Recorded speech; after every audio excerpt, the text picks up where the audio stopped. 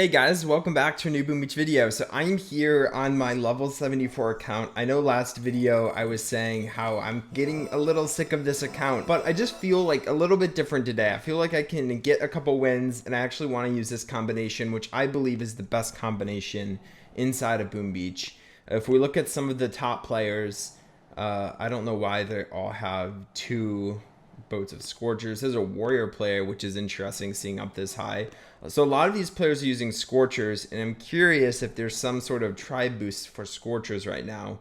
No. So maybe there's some reason they are using Scorchers, because that's not typically a good combination to use. But maybe they found a good way to use it. But today, using the Riflemen and Bombardiers, just overall, just such a strong combination to defeat some players. And I'm getting so freaking close to maxing out my base.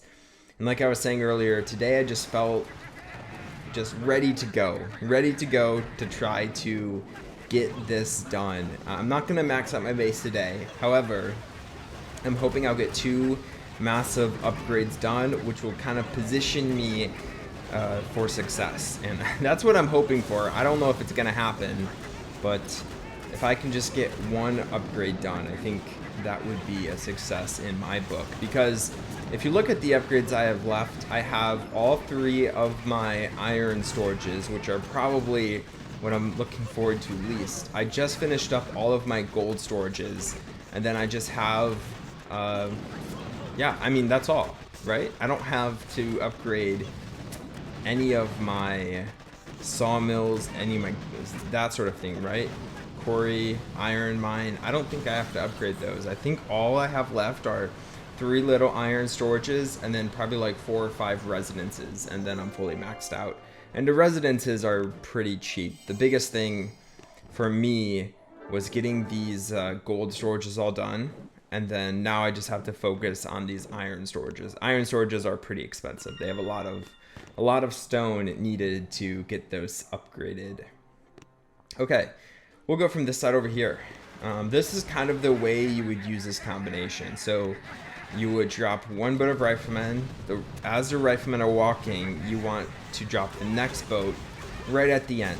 Like, the goal here is to always have a constant line of Riflemen. Typically, you want to kind of spread out your Bombardiers. However, when you have a long line of Riflemen, that's not too much protection on your troops. So you kind of have to clump up your Grenadier or your Bombardiers, otherwise you're just gonna get screwed over really hard. So yeah, you just need a constant line on your troops, kind of clumping your troops up, and then you can walk through the base. One of the reasons this combination is so good at a higher level is people have high level defenses. However, when you have a constant line of Riflemen walking throughout the base, like, obviously the Riflemen are going to be taken out, but all those defenses are focused on the first few Riflemen. Those die pretty much instantly, and then you have 200 other Riflemen just in a line behind it. That's why it's so strong, and I really like this combination. I think I prefer bringing heavies instead. I just feel like it's a little bit safer. Like, this is a good combination, but it might not work for every base, and you might mess it up to a point where you'll lose the attack. Whereas if you were attacking a base with heavies instead of the Riflemen, you probably won't lose an attack unless you're up super high in metals. Like, it's really hard to lose an attack. So that's probably why I would prefer bringing the heavies over the Riflemen. So I just got a shock down so I can get my Riflemen kind of in front of my troops a little bit more. I don't want my Riflemen to get shocked on top of my Bombardiers. Then I'm not really going to make any progress. But now I just have a nice little clump of Riflemen in front of my troops, and can't really ask for too much more. Yeah, this was the combination I was using the other day. After I recorded my last video, which was a starting over video, definitely go watch it if you haven't already, I decided to jump on this account, clear my map, get upgrade done. I did the gold storage, got that done. Now I'm maxed out gold storages, and I couldn't be happier. I'm just so psyched to move forward from where we're standing right now. I like where we're sitting. We're so close to being maxed out, yet there's still work to be done. Job's not finished, guys. Job's not finished. Level 74 drops using this awesome combination. I did lose all of my Riflemen. Luckily, I was able to bring Dr. Gavan, which in my opinion is the best hero to bring with this combination. So it didn't really make too much of a difference. Okay, yeah, this might kind of suck, to be honest. And it'll suck for a few reasons. One, he has a lot of prototypes that traditionally hurt this combination, so we'll see what happens there. I dropped that second boat way too soon, but I wanted to kind of protect my flank. He has a hot pot, which will suck. That's really gonna suck. And you know what? We're gonna get a shock out because, again, I don't want my Riflemen getting shocked on top of my Bombardiers. Okay, now we'll shock the hot pot. I think the hot pot and the microwaver are the only two defenses that you really have to shock when you're using this combination. And luckily, a lot of top players don't have those prototypes down just because they prefer to bring the obviously you want shield generators, but they also bring shock blasters and doom cannons because those prototypes will counter a vast variety of combinations, whereas hot pots, microwavers, those will only counter literally this combination and possibly warriors, but I don't think a lot of players super high up are using warriors. I mean, we did see that one player using warriors, but if I'm being honest, that's the first time I've ever seen a high level like leaderboard player using warriors since the offensive part of the warriors got nerfed a while back. There was an update where they nerfed the warriors, they buffed the tanks, and then they buffed defenses, and that is where warriors have died.